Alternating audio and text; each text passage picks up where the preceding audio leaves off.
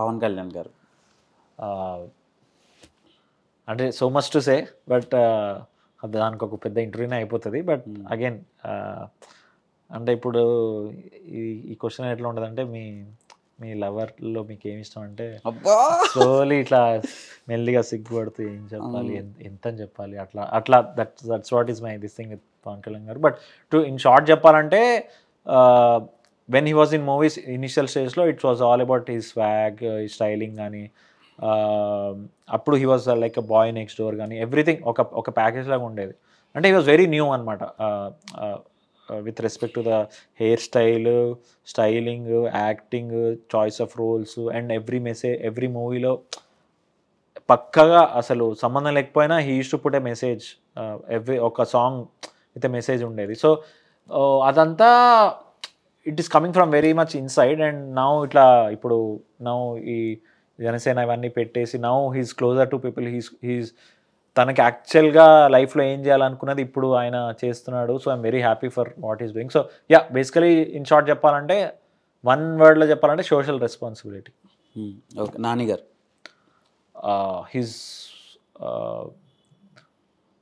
His choice of scripts and how he collaborates with the director, very అంటే he also came from nowhere.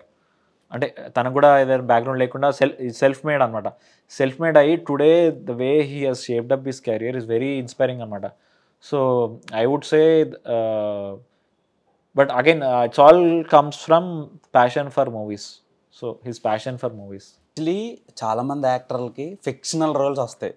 మీకు real లైఫ్లో అందరికీ జరిగే characters ఎలా ఉంటాయో, ఇన్సిడెంటల్ క్యారెక్టర్స్ ఎలా ఉంటాయో అలాంటి క్యారెక్టర్స్ వస్తున్నాయి. మీ పిక్ చేసుకునే ఇది కూడా చాలా చూజీగా ఉండే యాక్టర్లతో కంపేర్ చేస్తే మీకంటూ ఒక సపరేట్ బ్రాండ్ క్రియేట్ చేసుకున్నారు ఇన్ని సినిమాల్లో.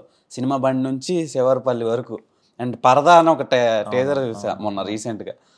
అది కూడా చాలా అనుపమ పరమేశ్వరన్ అంతది. అది నెక్స్ట్ రాబోయే సినిమాలు గరివీడి లక్ష్మి కానీ ఒక ఫ్లోలో వెళ్తుంది. మంచి కెరీర్, చాలా ఒక యాక్టర్కి ఏమైతే కావాలో అంత మంచిగా మీకు డిజైన్ చేశారు దేవుడు. సో ఎలా feel really blessed that way. ఎందుకంటే మనం కష్టపడడం ఒక వంత అయితే, మనకి లక్ ఉండాలి, ఆబ్వియస్లీ ఆ కరోనా ఉండాలి పైన నుంచి. So everything is coming as a package.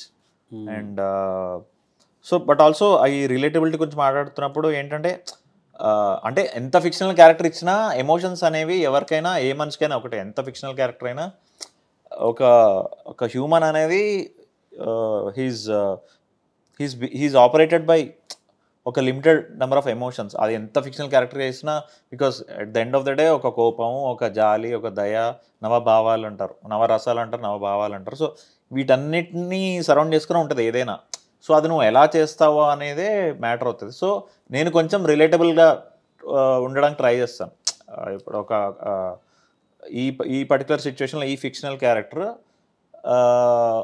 ఇలాంటి సిచ్యువేషన్ వచ్చినప్పుడు ఎలా రియాక్ట్ అవుతాడు, ఆ రియాక్ట్ అయ్యేది is more I try to be relatable. So అందుకనే జనాలు ఆర్ ఫైండింగ్ మీ కొంచెం అరే మనలో ఒకళ్ళలాగా రియాక్ట్ అవుతున్నాడే, మనలో ఒకళ్ళలాగా మాట్లాడుతున్నాడే, మనలో ఒకళ్ళలాగా boy to next door. Yeah. So ఎంత ఫిక్షనల్ రోల్ ఇచ్చినా at the end of the day if you are relatable, I think people will embrace you more. ఆ కనెక్షన్ ఇంపార్టెంట్. ఎగ్జాక్ట్లీ. ఆడియన్స్కి ఎప్పుడు ఎంగేజ్ చేస్తూ ఉంటుంది. ఇప్పుడు పెద్ద పెద్ద స్టార్స్ కూడా అలానే అయ్యారు కదా. మనోడి సినిమా అని అలా గ్రూప్ ఆఫ్ పీపుల్ పెరిగారు.